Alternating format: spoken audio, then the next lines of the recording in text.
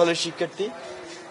তো আজকে এখানে উপস্থিত আছেন ক্রীড়া বিষয়ক সম্পাদক, তিনি তার পরিকল্পনা সম্পর্কে আপনাদের সাথে একটু কথা বলবেন।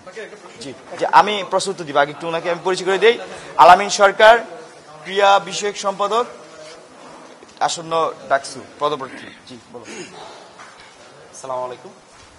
আপনারা জানেন যে ঢাকা বিশ্ববিদ্যালয়ের প্রশাসন যে আমি ক্রীড়া সম্পাদক পদে নির্বাচন করার অন্যতম একটা লক্ষ্য যে ঢাকা বিশ্ববিদ্যালয়ের যে সাধারণ শিক্ষার্থীরা রয়েছে তাদের যেন একজন প্রতিনিধি এই সিনেটে যায় এবং তাদের অধিকারের ব্যাপারে কথাবার্তা বলে। কারণ আপনারা জানেন ঢাকা বিশ্ববিদ্যালয়ের প্রশাসন মূলত হচ্ছে যে সাধারণ জেনারেল ব্যাকগ্রাউন্ডের শিক্ষার্থীদেরকে খেলাধুলায় নিরুৎসাহিত করার জন্য যা কিছু প্রয়োজন তার সব কিছু করে রেখেছে বর্তমানে, এবং তাদের সকল আয়োজন মূলত হচ্ছে প্রফেশনাল ব্যাকগ্রাউন্ডের খেলোয়াড় যারা রয়েছে, অর্থাৎ খেলোয়াড় কোটা এবং বিকেএসপির প্লেয়ারদের হাতে ট্রফি তুলে দেওয়ার জন্য যত আয়োজন, এই সকল আয়োজন করে রেখেছে। আমরা যখন আমাদের হলগুলোতে বার্ষিক ক্রীড়া প্রতিযোগিতা থেকে শুরু করে আন্তঃবিভাগ টুর্নামেন্ট, আন্তঃহল টুর্নামেন্টগুলোতে আমরা দেখে থাকি তাদের কারণে খেলাধুলায় যে টুর্নামেন্টগুলোতে যে ধরনের হচ্ছে যে মানে বৈষম্য সৃষ্টি করে রাখা হয়েছে, এটা আসলেই খুবই ইনজাস্টিস জেনারেল স্টুডেন্টদের জন্য, এবং এটা বরাবরই নিরুৎসাহিত করে থাকে জেনারেল ব্যাকগ্রাউন্ডের শিক্ষার্থীদেরকে।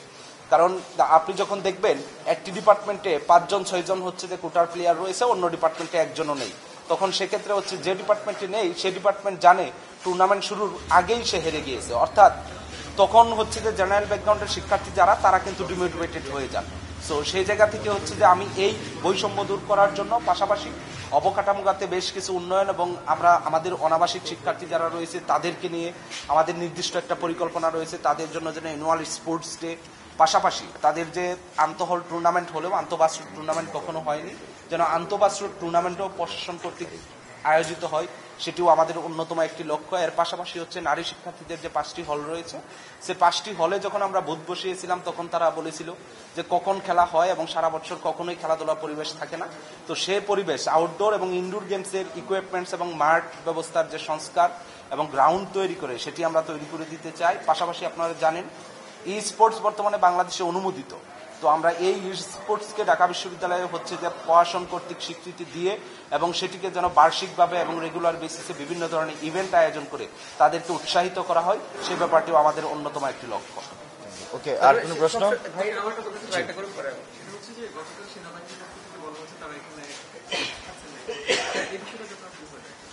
আচ্ছা, আমরা শুরুতেই বলেছি যে ক্যাম্পাসে যে অবস্থা, সবাই খুবই গত 1 বছরে এমন কোনো সিচুয়েশন হয়নি যে সেনাবাহিনী মোতায়েন করতে হবে। আসন্ন ডাকসু নির্বাচনকে কেন্দ্র করে আমরা এমন কোনো অবস্থা দেখছি না যে সেনাবাহিনী আসার মতো এখানে অবস্থা তৈরি হয়েছে। তো কেন নির্বাচন কমিশন এমন কথা বলেছেন এটা তারাই সবচেয়ে ভালো বলতে পারবেন।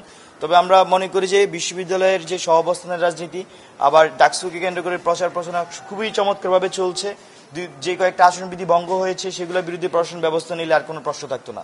তো প্রশাসন যদি শেষ পর্যন্ত তাদের নিরপেক্ষতা ধরে রাখতে পারে বা ওরা যেটুকু নিরপেক্ষতা হারিয়েছে সেটাকে আবার মেকআপ করতে পারে, তাহলে এই নির্বাচনকে প্রশ্নবিদ্ধ করার আসলে সুযোগ খুব কম থাকবে আমি বলে মনে করছি। কিন্তু তারপরেও কিছু শঙ্কা রয়ে গিয়েছে, যেহেতু আচরণবিধি লঙ্ঘন করার পরেও তাদের বিরুদ্ধে ব্যবস্থা নেয়নি এবং ইলেকশনের দিনে আসলে কোনো ধরনের মেকানিজম হয় কিনা সেই সন্দেহটা আছে। তো আমরা মনে করি এই আর্মি পুলিশ র্যাবের চেয়ে বেশি ইম্পর্টেন্ট যে নির্বাচন কমিশন আছে তাদেরকে চেক এন্ড ব্যালেন্সে আনা।